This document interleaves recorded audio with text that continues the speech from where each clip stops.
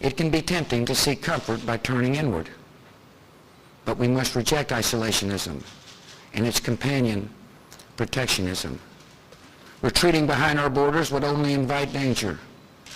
In the 21st century, security and prosperity at home depend on the expansion of liberty abroad.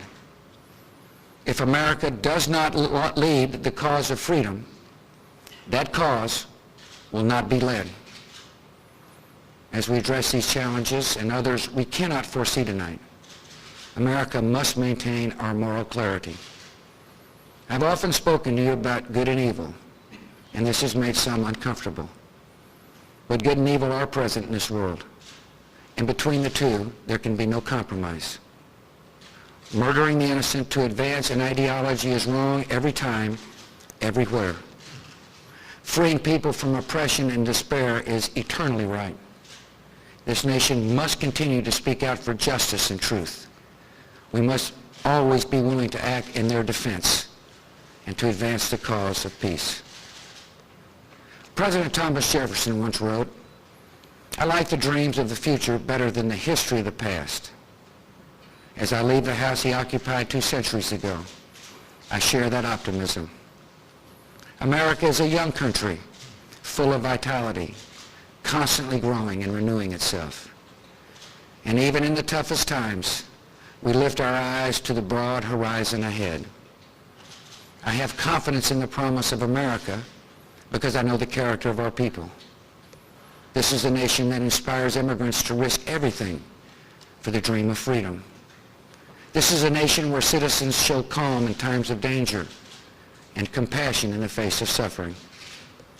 We see examples of America's character all around us. And Laura and I have invited some of them to join us in the White House this evening.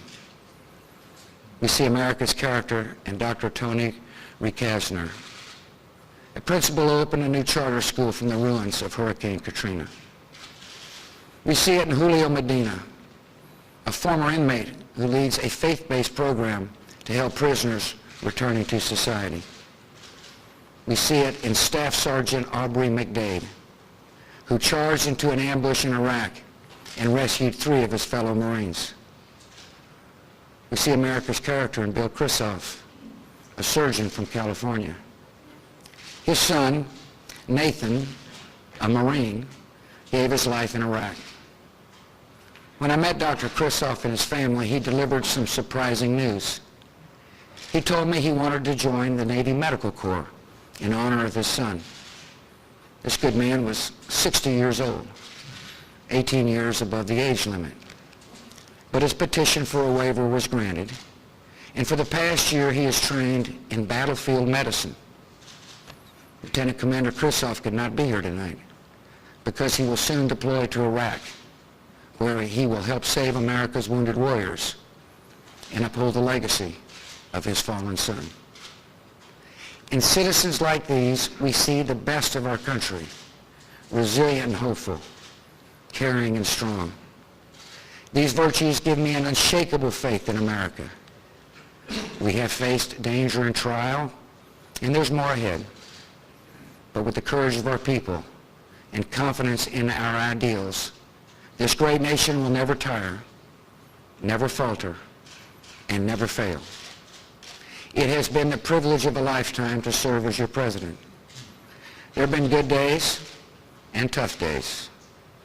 But every day I have been inspired by the greatness of our country and uplifted by the goodness of our people. I have been blessed to represent this nation we love, and I will always be honored to carry a title that means more to me than any other, citizen of the United States of America. And so, my fellow Americans, for the final time, good night. May God bless this House and our next president.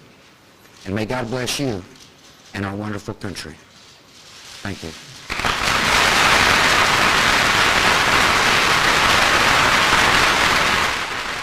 And there we have it, George W. Bush, America's 43rd president, saying goodbye to the nation in a televised address for the very last time. He looked a little older, he looked a little grayer, he looked a little bit more gaunt. In fact, he looked remarkably like his own father for the first time. The note that he struck in his upsumming his speech of the really the last 8 years of his presidency